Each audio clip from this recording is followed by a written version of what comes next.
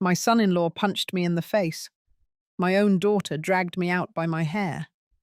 All because I said no to giving them $3 million. I sat on the curb, bleeding, shivering, and wondering when my child became someone I no longer recognized. But what they didn't know was that I had already prepared for this moment. And 1 hour later, everything began to fall apart for them. I moved in with my daughter April the week after I turned 71.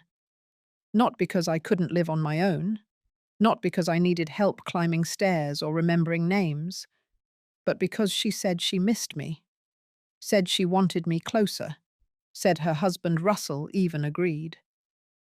At the time, I thought it was love. I didn't realize it was strategy. Their house sat on a quiet street outside Des Moines, with a wide porch and a white swing that never got used. April had decorated the guest room in lilac and ivory, my favorite colors. There were new sheets on the bed. A framed photo of us from her high school graduation sat on the nightstand. I remember standing there, suitcase still in hand, and thinking, maybe this will be good. Maybe this will heal the distance between us. It wasn't like I had nowhere else to go. I had a small apartment 2 towns over. I used to work part-time at the public library, organizing the historical archives and leading genealogy workshops. That work meant something to me. So did the quiet of my own home, my little kitchen, my ceramic owl salt shakers. But April said she missed dinners with me, said she wanted her kids to hear my stories. I believed her. The first week went well.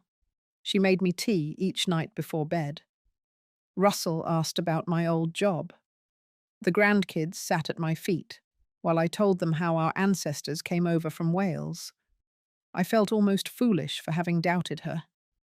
Then, gradually, small things changed. April started bringing up bills more often. Her voice was light, but the words were weighted. She talked about refinancing, about college savings, about how tight things had gotten. Russell mentioned an opportunity through one of his clients. Some real estate fund. High return, low risk. He said it casually over dinner one night, while slicing roast chicken. I nodded politely, but something in my chest tightened. A few days later, April came into my room holding a folder. Inside were bank forms, a notarization page, and a printout of my investment account. She sat down beside me on the bed. Her tone was careful. She said they just needed a short-term transfer, said they'd return it within 6 months, said it would help secure their future and the kids. I asked her how she got access to my account information.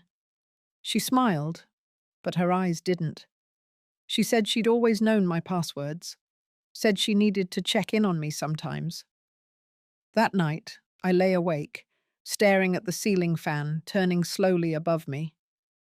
Something had cracked open. I thought about my late husband, how we'd saved for years, bit by bit, never touching the principal. I thought about the time I loaned April $2,000 to fix her transmission, and how she never paid it back. I realized I had moved into a house where love came with conditions. By the end of that second week, I stopped leaving my bedroom door unlocked at night. Looking back now, I wonder if any of you have ever felt that shift too. When a hug becomes a transaction, when kindness turns into currency. If you've ever trusted someone so much that you moved into their home only to feel the walls close in, then you know what I mean. And if you haven't yet, stay with me. Because what happened next would split everything wide open, and once that curtain got pulled back, there was no pretending anymore.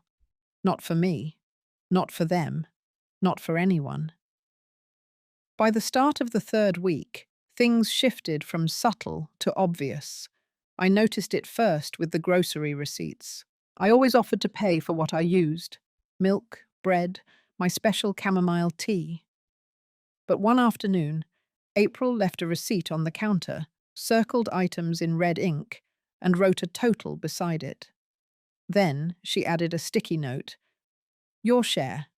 Thanks. No greeting, no smiley face, just a number. Later that evening, she handed me a printed breakdown of the monthly utilities, highlighted, organized into columns. She pointed to my name at the bottom and said, with a calm voice, that fairness keeps things clear. That's how families stay strong. Russell didn't speak much that night, but he did nod in agreement while scrolling on his phone. I didn't argue. I walked upstairs with the paper in hand, sat on the edge of my bed, and stared at the math. The total wasn't outrageous, but the message was louder than the number. They didn't want a mother in their home. They wanted a tenant. A few days later, I found Russell in the kitchen flipping through a small black notebook. When I entered, he closed it too fast. He set it on the counter and smiled like nothing happened. Later that night, when they were out, I checked the drawer where I kept my personal folder. It was slightly out of place. The tabs had been shifted. Some of the documents weren't where I last left them. I didn't need proof to know. I had seen enough over the years to trust my instincts. Something was unfolding behind my back. The next morning, over breakfast, April casually brought up estate planning. She asked if I'd ever considered simplifying my accounts. Said she read that joint accounts were easier for emergencies. Then she mentioned her friend's mother, who had put everything in a trust for her kids, so there were no questions later on. I didn't respond. She kept talking. She said it wasn't about money. It was about clarity, about preparing for the future, about peace of mind. Russell added that he could help with paperwork if needed. He'd done it for clients. He had templates. He could make the process smooth. I looked down at my cereal. The milk had gone warm. The spoon felt heavy in my hand. That same afternoon, I called my financial advisor from my car. I didn't want to speak inside the house. I told him to set alerts on all transfers, block any changes, and flag activity from unknown IPs. He asked if everything was okay. I said it was a precaution, just in case. By the end of that week, April handed me a packet of documents. She said she had gone ahead and drafted a sample transfer of authority just to get the ball rolling. Her tone was casual, like she was offering me a cookie recipe. Her eyes, though, stayed fixed on mine a beat too long. I didn't open the packet. I set it aside and asked her how the kids were doing in school. She didn't push further. But 2 days later, Russell brought it up again, this time while we were alone in the garage. He said April was just trying to help, that I was lucky to have a daughter who cared so much. Then he said, with a smile too smooth, that money only creates drama when people get secretive. I stepped around him, walked back inside, and locked my bedroom door behind me. That night, I reviewed every single account I had. I changed passwords. I wrote down names of people I trusted. I scanned and saved backup copies to a flash drive I hid inside the lining of my suitcase. I didn't sleep much. I wasn't afraid yet. But I had begun to prepare. It wasn't paranoia. It was pattern recognition. And this pattern had shown itself before. I just hadn't wanted to see it until now. The third week blurred into the fourth, and with it came an eerie shift in the house. It was in the way Russell's footsteps grew louder down the hall, in how April stopped knocking before entering my room, and in how the grandkids were suddenly too busy to spend time with me. Small isolations built slowly, then all at once. It began the morning I found my medicine organizer in the wrong drawer. I had placed it under my bed, like always. But that day, it sat on top of my dresser, open. The Tuesday slot was empty, even though I hadn't taken anything yet. I didn't panic. I didn't accuse. I just tossed the pills and started a new set from my travel stash. I began carrying my essentials in a zipped pouch that never left my side. I stopped leaving my coffee unattended. One afternoon, I overheard Russell in the backyard, talking too loud into his phone. He was pacing by the shed, his voice sharp. I couldn't catch every word, but I heard him mention equity, consolidation, and legal guardianship. Later that day, April asked if I would mind signing a few forms for her refinance. She said it was just a routine update. I asked her why my name was listed as co-owner of the secondary mortgage. She paused, just long enough. Then she said it must have been a clerical error. I knew then I had underestimated just how far they were willing to go. That night, I pulled out the manila envelope I kept hidden under the liner of my suitcase. Inside were old records from my husband's accounts, notarized copies of my trust, and a full list of my assets. Everything had been kept separate since he passed. That was always our plan. Russell and April didn't know that my name had never been attached to the Iowa house. They assumed I had nothing but the condo and retirement account. But the truth was, I still had access to a diversified portfolio, some of it offshore. I wasn't rich, but I wasn't dependent. The next day, I visited the bank, quietly. I asked to speak to manager-level staff. I presented my identification and initiated a full review of recent access attempts on all accounts tied to my social security number. There had been 2 failed login attempts from an IP address tied to Russell's business. I asked the manager to set the highest security level. Biometric access, in-person only changes, and voice-verified transactions. She didn't ask questions. She just nodded and got it done. I returned home before sunset. Dinner was already on the table. April served roast pork with overcooked carrots. Russell asked how my day had been. I said I went to the park. He nodded, satisfied. That night, I barely slept. Not from fear, but from a growing sense that something inevitable was about to crack. And it did. 3 days later, I woke to find my room ransacked. My suitcase was unzipped, my drawers pulled open, even the lining in my coat was torn. My flash drive was gone. I stood silently in the doorway, heart pounding. Then I walked downstairs. April was in the kitchen. She didn't look up. Russell was by the fridge, arms crossed. I asked if anyone had been in my room. April said maybe one of the kids went in looking for scissors. Russell said maybe I had misplaced something. They said it too quickly. I didn't respond. I went back upstairs, closed the door, and picked up the landline I had hidden behind the bookshelf. It was a burner line I kept for emergencies, something my husband and I had used years ago when dealing with a real estate scam. I dialed a number I hadn't called in a long time. My lawyer's office. His assistant answered. I gave her the code word. She transferred me immediately. Within minutes, my attorney confirmed he could lock down everything. I asked him to trigger the fail-safe in my trust, to remove any shared power of attorney privileges, to notify my offshore custodian that fraud had been attempted. I also asked him to make a preemptive report to Adult Protective Services, just to put something on record. I wasn't accusing yet, but I wanted a trace. Then I packed a small overnight bag, only essentials. I didn't run. I didn't cry. I simply acted. That evening, as I came down the stairs, I saw Russell standing by the fireplace, holding my flash drive. He didn't say anything. He looked smug. April stood behind him, her face hard to read. I told them I was going out for a walk. They didn't stop me. At the corner of the block, I got into a black sedan waiting for me. My attorney had sent a driver.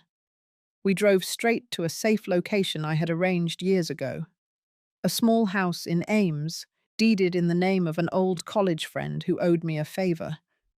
The next day, I froze all joint assets, placed a fraud alert, transferred everything into a protected, irrevocable trust. And for the first time in weeks, I slept. Not deeply, but without looking over my shoulder. The silence in the safe house was different. It didn't echo like the big house. It wrapped around me like a warm coat. For the first time in weeks, I could hear my own breath again. I sat at the kitchen table that evening with a cup of peppermint tea, looking at the stack of documents my lawyer had sent over. Every page had a clear purpose. Every signature I made that night pulled a little piece of my life back into my hands. Over the next 3 days, I stayed in that quiet little house in Ames, with the curtains drawn and the phones silenced. I didn't watch the news. I didn't scroll through anything. I just thought. I thought about how it got this far. How two people I had once held as newborns, Russell and April, could turn so calculating, so cold. On the fourth morning, I received an email from the bank. There had been an attempted login using outdated credentials. Then another from my lawyer. He had spoken to the trust administrator. All assets had been moved. The new structure was untouchable, irrevocable. And the successor trustees I had named long ago, 2 women from my reading group, both retired professors, were now legally in charge if anything ever happened to me. That same afternoon, I requested a call with the lead investigator at Adult Protective Services. They had already opened a quiet inquiry, just as a precaution. I gave them everything. Every incident, every document, every photo I had discreetly taken of the drawer after it was rifled through. I gave them a timeline, down to the hour, of when I began noticing the manipulation. I wasn't pressing charges, not yet. But I wanted a record. The officer I spoke with was patient and precise. She didn't offer false comfort, but she did say something I hadn't heard in a long time. She said I had done the right thing. She said I wasn't alone. Later that evening, I drove back to the city. I didn't go to their house. I went to my friend Patrice's home. She greeted me with open arms, no questions, no judgment, just a hot casserole and a clean guest room. While I was there, I finally allowed myself to feel the weight. The betrayal wasn't just about money. It was about erasure. They hadn't tried to steal my accounts. They had tried to erase my autonomy, replace my legacy with their convenience. But they failed. And that truth held me steady when the letter came. It was a printed notice from a law firm representing Russell and April. The tone was sterile. They expressed concern over my sudden disappearance and requested a voluntary meeting to discuss a revised estate structure. They claimed I might be under undue influence, that others might be coercing me to cut them out. They referenced my age, my recent confusion. I handed the letter to my lawyer.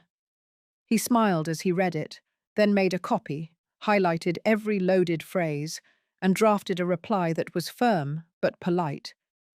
He included proof of my legal capacity, recent cognitive evaluations I had done during a routine physical, and outlined the timeline of events I had already documented.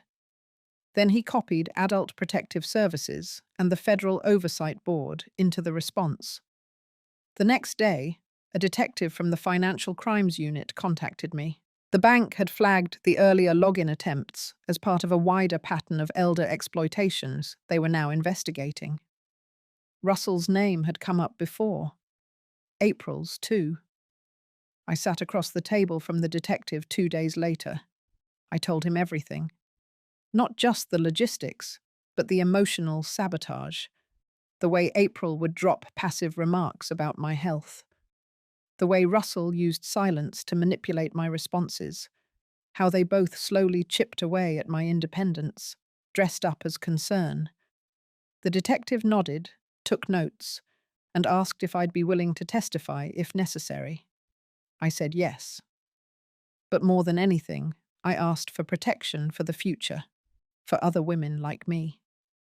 In the following week, I met with my attorney again to draft a formal affidavit. It would be held in confidence unless the investigation moved to formal charges. But it was clear now. I hadn't overreacted. I hadn't imagined things, I had seen it, and I had responded. The final action I took that week was symbolic.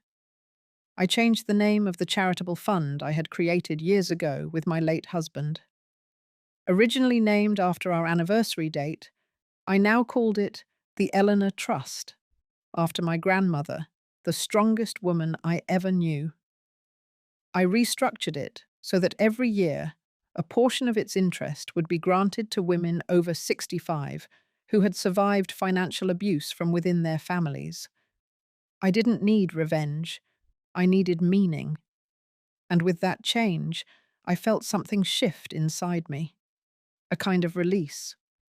The anger didn't vanish, but it stopped burning. By the end of the month, I had officially relocated.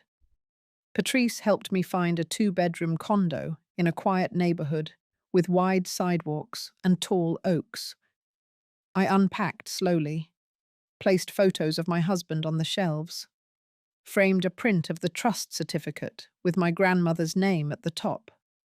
I made tea that evening, stood at the window, and watched the wind move through the trees. I had lost a family, yes, but I had also reclaimed something I didn't know I was missing: myself. Understood. I will now begin writing Chapter 5 directly into this conversation window, following all of your formatting and stylistic guidelines. The chapter will be approximately 980 words in American English, with a consistent, emotionally resonant narrative tone. Please give me a few moments to write it for you.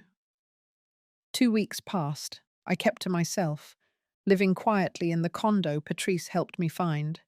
No social media, no phone calls unless necessary.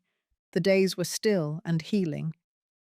I began walking again each morning, just before sunrise, with no music in my ears. Just the sound of gravel underfoot and the birds waking up. Then came the letter from the probate court. It had been sent to my old address, but redirected by my lawyer. Inside was a petition, filed by April and Russell, requesting a formal hearing to declare me unfit to manage my estate. They were invoking the Elder Concern Act, claiming I was mentally compromised and being isolated by outside parties for financial gain. The irony would have been amusing if it weren't so cruel. Attached were signed affidavits from 2 of their friends, people I had met no more than once or twice. They spoke of my confusion, of my supposed forgetfulness, and of an incident at a family barbecue where I allegedly asked the same question 3 times. It was laughable, but it was filed in court, and that meant it was now public record. I met with my attorney again. He didn't flinch. He had expected this. He laid out a plan, clean and calm, just like he always did. We would respond with documentation. My evaluations from Dr. Kirsch, my cognitive assessments, and sworn statements from my financial advisor, 2 neighbors, and 3 members of the church committee I had served on for 6 years. These people had known me far longer and more intimately than Russell or April's planted witnesses. But there was something else, something unexpected. The detective I had met with weeks ago reached out again. They had uncovered surveillance footage, bank cameras, not mine. 2 separate attempts by Russell to access accounts tied to my name, each time using documents that had been flagged as altered. That alone wouldn't result in charges, but paired with the pattern, it built a case. They were preparing to bring it to the district attorney. That same evening, I sat down with Patrice. I told her everything. I hadn't shared all the details before. She listened, didn't interrupt, and then offered me something I hadn't considered. She suggested I write a letter to the court myself, not just a legal response, but a personal one. She said, "Speak as a woman, not a client. Let the judge hear your voice before they ever see your face." It took me a day to decide. Then I sat down, pen in hand, and wrote longhand first. 4 pages. Not just facts, but feelings. I wrote about my childhood, about raising April, about her curiosity, her laughter, I wrote about the moment I realized she had changed. I described the silence between us that grew louder over the years, and I explained in simple terms that protecting myself was not cruelty, it was clarity, and it had come far too late. My attorney typed it up for the court. It was added to the response packet, along with supporting documents. The hearing was scheduled for 3 weeks later. Those 3 weeks passed with a strange stillness. Not calm, but suspended. I didn't hear from April or Russell. Not a word. But the local papers picked up rumors of the probate filing. It was a small city after all. People whispered, old friends called, most just left voicemails. I didn't return them. Not yet. On the morning of the hearing, I wore a navy suit I hadn't touched since my husband's funeral. I brushed my hair smooth and pinned it back. I carried no bag, only a folder with my name on it and a heart that had learned not to shake. Courtrooms are colder than they look. I sat beside my attorney. Russell and April were on the other side. April wouldn't look at me. Russell did, just once, and then turned away. The judge entered. The hearing began. Their attorney spoke first. He painted me as disconnected, volatile, prey to manipulation. He used words like isolated, withdrawn, emotionally unstable. Then he introduced their witnesses, the same 2 people from before. They spoke in vague terms, heard from someone else, saw something once. Then came our turn. My attorney introduced the evaluations, the statements, the timeline. He walked through the pattern of control and coercion, then placed the letter I wrote on the record. The judge read it silently at the bench. When she looked up, she said only this, that it was rare in her courtroom to see such clarity from someone being accused of incapacity. The judge dismissed the petition without delay. She called the filing not just unfounded, but an abuse of process. She referred the matter for further review. We walked out without a word to Russell or April. There was nothing left to say. Back home, I made tea and sat on the balcony for the first time. The sky was wide, pale gold. The air smelled like rain. Later that evening, I received an email from a small women's advocacy group. Someone at the court had passed along my letter. They asked if I would speak at an upcoming forum. Not about the legal case, but about resilience, about reclaiming identity, about surviving quiet betrayals. I closed the laptop. Not ready yet. But the thought stayed with me, because maybe healing didn't look like closure. Maybe it looked like this. A quiet place, a name restored, and a voice that had finally found its volume again. The week after the hearing, something inside me shifted. It wasn't relief. Not exactly. It was something quieter, more hollow, like standing in a house that had been emptied out. The echoes weren't loud, but they were everywhere. I had won, yes, but it didn't feel like a victory. It felt like walking away from a battlefield alone, carrying only the silence of what was lost. That weekend, I stayed in. Patrice dropped by with groceries and a few tulips. I didn't say much, and she didn't press. She just sat beside me while I watered the plants and cleaned out the kitchen drawers. It was the first time I truly noticed how still my hands had become.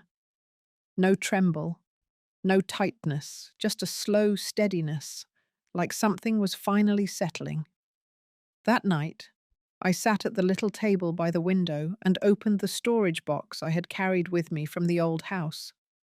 Inside were photos, journals, and the leather folder that held all the old letters Russell had sent me in college, his childish penmanship, his little jokes, the promises he used to make to take care of me when I got old.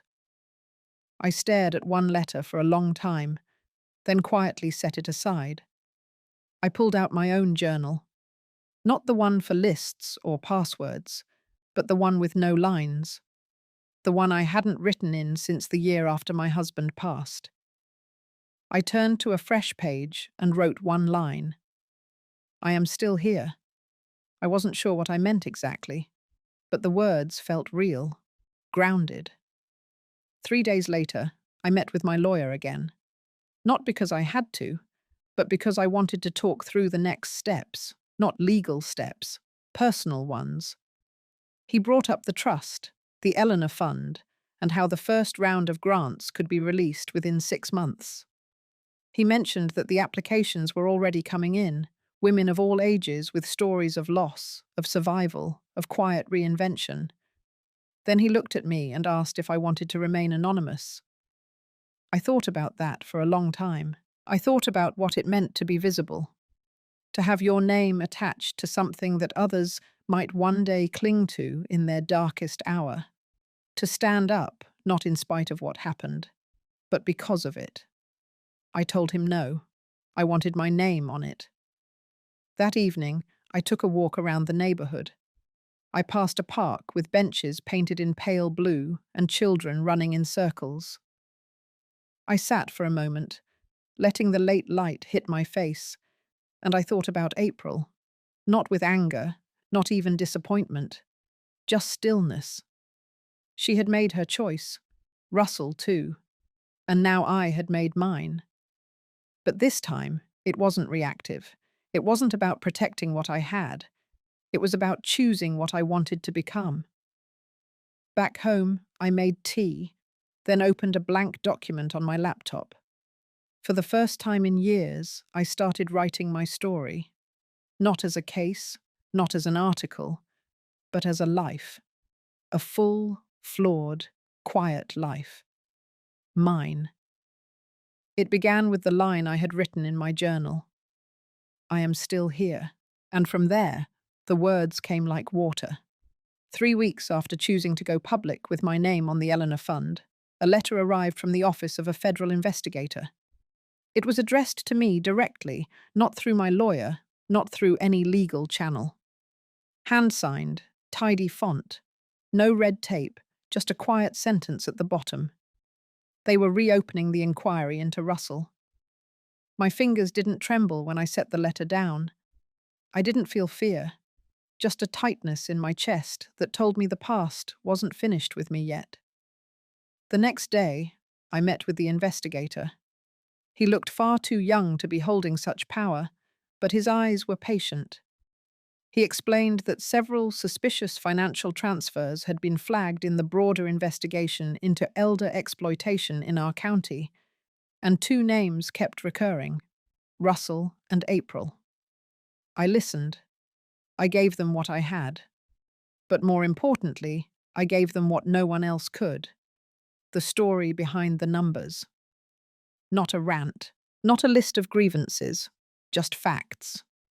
Calm and sharp as glass. How April had slowly gained access to my digital accounts. How Russell had pushed me to sign over power of attorney without giving me time to think. How I had once believed this was normal, even loving.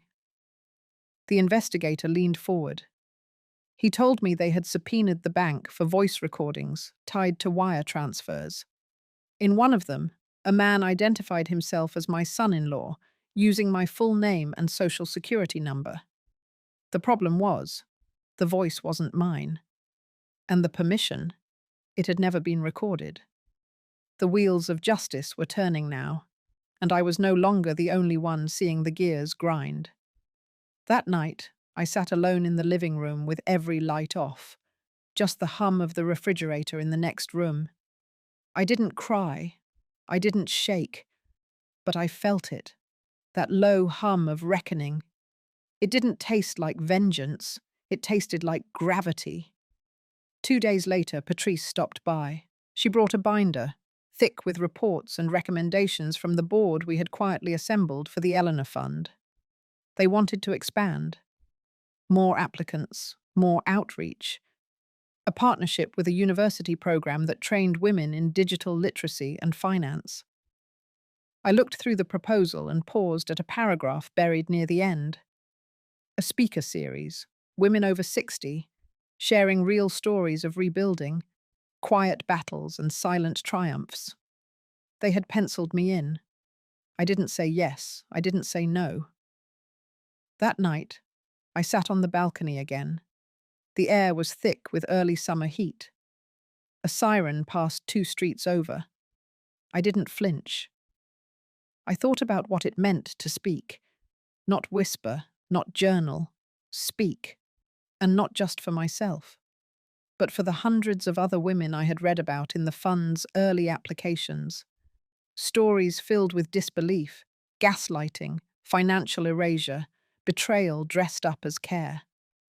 My story wasn't rare. That was the hardest part. It was common, silent, ordinary. That silence needed to break. So I agreed. I stood up for the first of the small gatherings 2 weeks later. A modest community space in the basement of the local library. Folding chairs, coffee in paper cups, no microphones. I told them the truth. Not everything.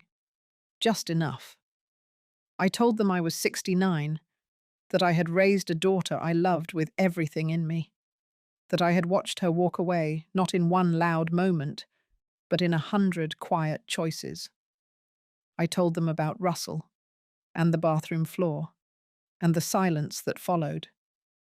But mostly I told them about waking up, about the day I realized survival was not the end goal, that dignity mattered more than peace, that no inheritance, no bloodline, no shared last name could ever outrank the voice inside a woman when she finally said enough. There were no cheers, no applause, just silence and a few tears. But that silence felt different now, not the silence of shame, the silence of recognition. Afterward, a woman named Eloise took my hand. She was 73. Her daughter had taken her home equity line and vanished. She hadn't told anyone. Until that night. As she spoke, her voice cracked, but she didn't stop. And I realized that this was the true legacy. Not the fund, not the courtroom victory, not even the name I had cleared. It was the simple fact that somewhere in that room, a woman had breathed a little easier because I had spoken first. By late summer, the name Eleanor Fund had started to circle quietly through non-profit spaces and retirement communities. Nothing flashy, just quiet momentum. I never intended it to become big, but sometimes, when you plant something honest, it grows. I had agreed to speak again, this time at a women's centre in Greenville, about 40 minutes from my place. They had printed little flyers, just my name, a time, and a title I hadn't chosen, Speaking Through Silence. The title sat heavy in my chest the whole drive there. The room was warm when I arrived. Fluorescent lights, coffee already brewing. I sat in the back while the organizers checked the seating. I didn't wear anything special, just a blue knit top, cotton slacks, and the silver watch Russell had given me in 1984. Funny how I still wore it. Not for the sentiment, just because it told time well. When it was time to speak, I didn't rehearse. I simply stepped forward and told the truth again. A different shade of it. This time, I spoke more about what came after. About what it felt like to sit in your own home again without waiting for footsteps to come up behind you. About learning how to cook for one and not feel pitied. About paying your own bills and feeling grateful for the quiet click of confirmation. I saw a few women nod. One reached for her purse to dab her eyes. Afterward, a woman with salt and pepper hair asked if she could walk me to my car. Her name was Judy. 71. Her story unfolded slowly, but I recognized the rhythm. A daughter who took over her finances. A son-in-law who handled the paperwork. And suddenly she couldn't access her own checking account. She whispered that she had no one else to tell. So I gave her the number, not mine, the center's, and told her to call in the morning. They had volunteers trained for exactly this. She held the paper like it was a lifeline. That night, I couldn't sleep. Not from nerves, from something else. It was the weight of it all. The stories piling up like fallen leaves, each one rustling with the same ache. There was no end to them, and for the first time, I wondered if I was strong enough to keep holding space for them. The next morning, I made oatmeal and stared out the kitchen window. The air was still, too still. I could feel something shifting again, but I couldn't name it. 2 days later, my lawyer called. The federal investigation had moved forward. Charges were being finalized. There were multiple counts: identity theft, elder abuse, financial coercion. Russell's name was listed. So was April's. The news didn't shock me, but it still stung. The part that caught me off guard was the press request. A journalist from a respected outlet had been following the fund's development. They wanted to feature the Eleanor Fund in a national story about financial abuse against seniors. They asked if I would go on record. Fully. I said I needed a day. I walked, for hours, through streets I hadn't seen in years, past the post office, the old community theatre, a bakery that now sold vegan muffins and lavender tea.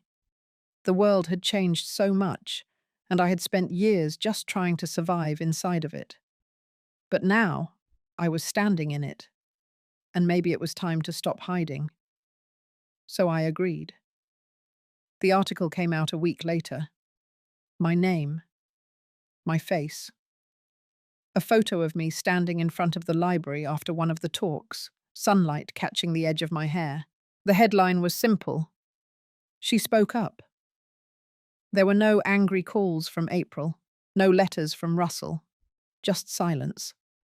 But not the kind that haunted. This silence felt earned. The following week, something unexpected happened. A young woman from a local university reached out. She was studying non-profit leadership and wanted to intern with the Eleanor Fund. She said her grandmother had been one of the first women to apply and had cried reading the acceptance letter. She said she wanted to help other women feel that seen. I told her yes. Not just because we needed help, but because I saw something in her.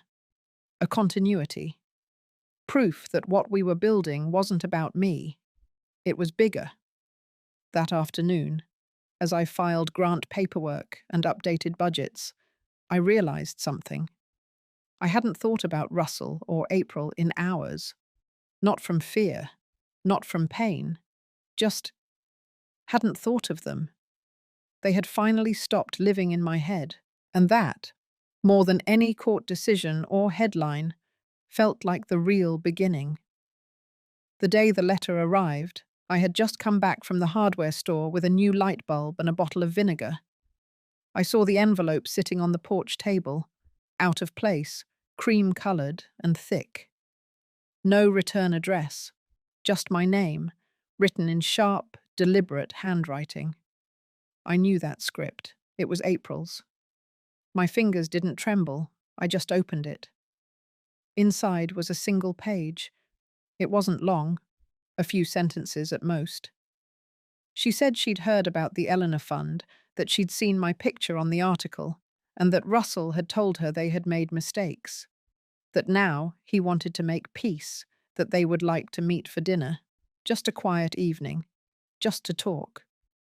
She had included a location, a restaurant in a part of town I hadn't been to in years, not far from the courthouse, actually. The timing was casual. Friday. 7. I placed the letter down and went to boil water. I didn't need time to decide. I wasn't going. But I didn't tear it up either. I let it sit for 2 full days, untouched, next to the kitchen clock. I suppose I wanted to understand why I wasn't angry anymore, why the invitation didn't sting, why the silence inside me felt so firm. By Friday afternoon, I had forgotten the letter completely. It wasn't until the sun began to fall, and I saw the light outside shift to that strange gold hue, that I remembered. 7 o'clock. And then, at 7:30, my phone rang. Unknown number. I let it go to voicemail. Then it rang again and again. Finally, I picked up. It was a nurse from the emergency room. April had been admitted with chest pains, mild but enough to trigger a workup. They had found her number listed as next of kin. She had written my name. I sat on the edge of the bed, phone pressed to my ear. I could hear voices in the background, machines beeping. And for a moment, the air around me seemed to shrink. I asked the nurse if she was stable. She said yes, then paused. Said April had asked for me. Said she was alone. I didn't answer right away. I looked down at my hands, at the veins, the skin, the marks of time that never used to be there. I thought of the woman who had dragged me by the hair, who had slammed the front door in my face, who had made me feel invisible in my own home. And then I thought of the little girl who once fell asleep on my chest every Sunday afternoon after church, who cried when she lost her stuffed elephant, who used to braid my hair with her tiny fingers and whisper that I smelled like lavender and paper. So I went. Not because I forgave her, but because something in me needed to see her as she was now. The room was quiet when I entered. She looked smaller than I remembered, her hair tied back loosely, an IV dripping slowly beside her. She opened her eyes and blinked. For a moment, I saw no recognition, and then her mouth moved. She said my name. I didn't speak. I just pulled the chair closer and sat down. The nurse nodded and closed the door behind me. We sat in silence for a while. Then April said she had read everything, the articles, the statements, the interviews.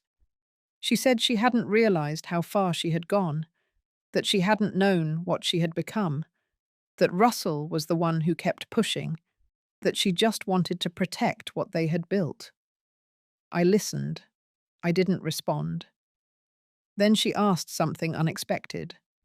She asked if I had meant for the Eleanor Fund to be a message to her. I shook my head. I told her it was never about revenge.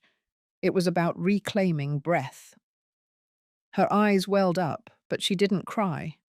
She said she couldn't undo what she had done, but she wanted to start again, not as mother and daughter, not as anything labeled, just two people who once shared something true. I stood up then, not abruptly, just slow, measured. I told her I didn't hate her, but I also told her I didn't belong to her anymore, that my peace didn't depend on her remorse. And then I walked out. Outside, the sky had turned navy. The hospital parking lot buzzed with motion. I exhaled, not relief, something deeper. I had just looked into the eyes of the woman who once broke me, and she no longer held any power. That night, I made soup, not because I was hungry, but because I wanted to taste something warm and quiet. I lit a candle, not for prayer, just for the calm flicker.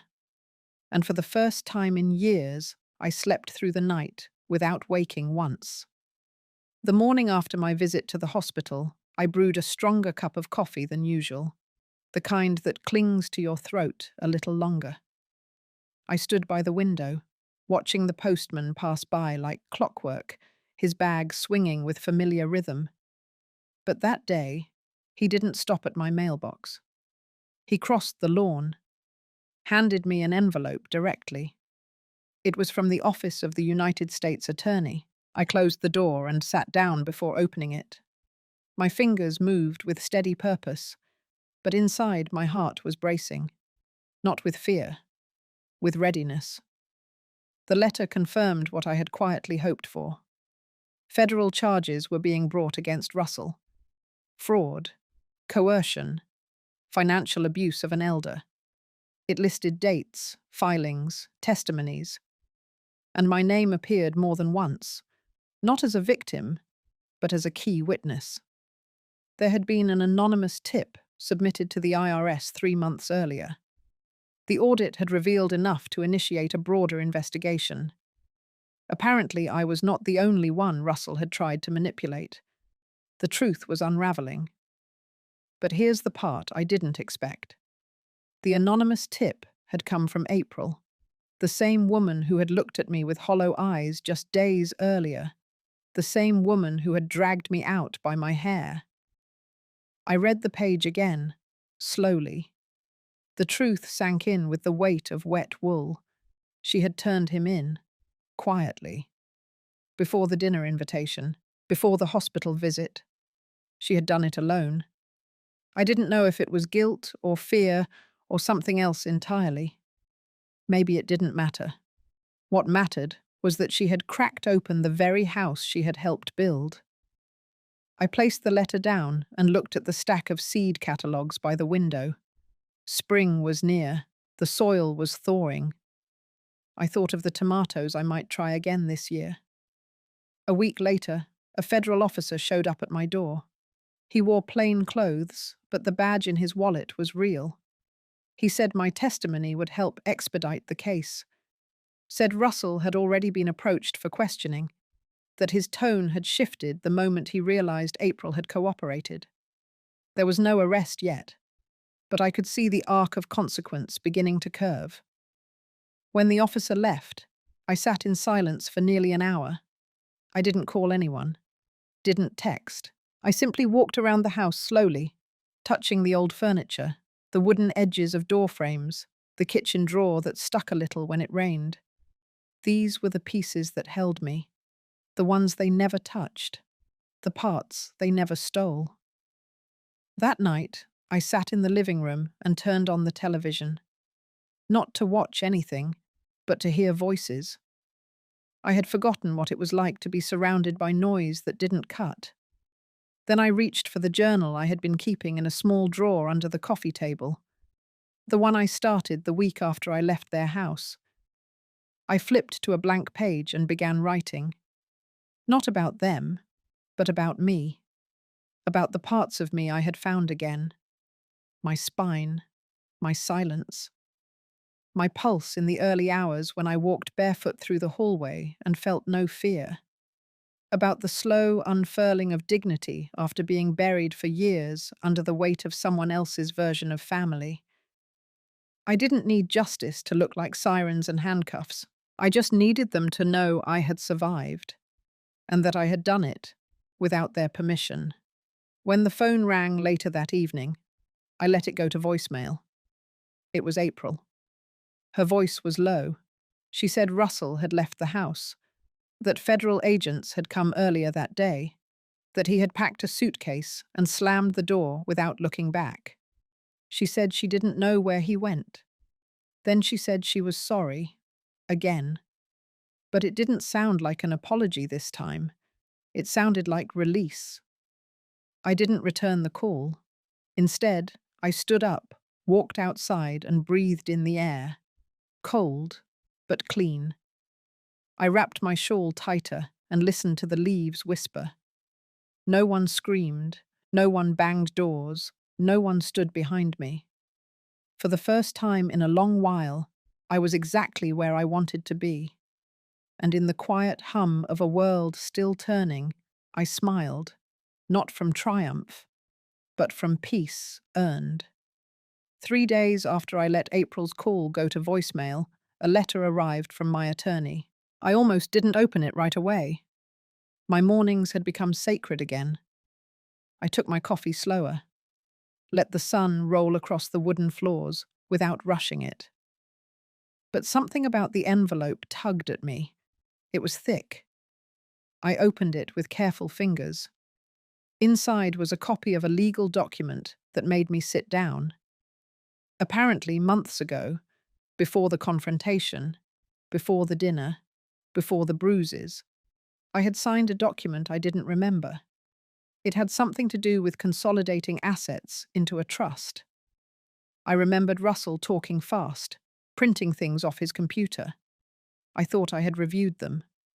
But this one had never come through me, and now it was showing up under my name. The trust transferred nearly $3 million from my brokerage account to a holding entity under Russell's name. The transfer hadn't completed because of an alert placed by the bank following a flagged request, one that came in while I was at the hospital. The letter continued. My lawyer had taken it upon himself to cross-check the records, and in doing so, discovered something else entirely. April's name had been added to the trust, but only conditionally. It would activate on my official declaration of incapacity. I held the paper in my hands and felt the chill settle through me. My own daughter had sat down at a table and signed documents, assuming I would one day lose the ability to speak for myself. She had built a future based on my absence, and Russell had guided the pen. But that wasn't the worst part. The lawyer's letter ended with a single handwritten sentence. He said he had a hunch, so he'd run my medical file, legally, against the timing of the trust preparation. The dates lined up with my fall. The fall I had assumed was an accident, the bruise on my neck, the dizziness, the medication I never remembered taking. It wasn't hard to connect the dots. They had tried to incapacitate me. Quietly, slowly, legally. They had anticipated resistance, but not survival. And now, that entire paper trail sat in a manila folder in the attorney's office, under lock and key, with a time-stamped log that made it legally impossible to argue ignorance. I walked outside after reading the letter. The wind was sharper than usual. I didn't mind. I needed it. I needed something real to press against my skin. I sat on the back steps and pulled the sleeves of my sweater down over my hands. I thought about all the meals I had cooked in that kitchen for April when she was young. I thought about the quiet years after her father died. How we had survived with just enough. How I had gone back to work at the local college's admissions office just to keep things moving. She never knew what I gave up. That was the point. She was never supposed to. But now, the woman she had become had not only turned her back on me, she had waited for me to disappear. She had signed her name to it. And Russell? He had planned the entire thing, like a chess match, cold, detached, believing I would never notice the checkmate coming. He had underestimated the one thing that mattered. I had lived through worse. The chapter of my life that included April and Russell was coming to a close. But not with a scream, not with courtroom drama. Just a woman on her back porch, holding her coffee tighter, her pulse steadier, and her dignity completely intact. Because survival isn't loud. It's quiet, and powerful, and absolute. It was a Thursday morning when I walked into the courthouse, alone. No makeup, no jewelry, no rush. The documents had already been filed. My attorney had handled everything.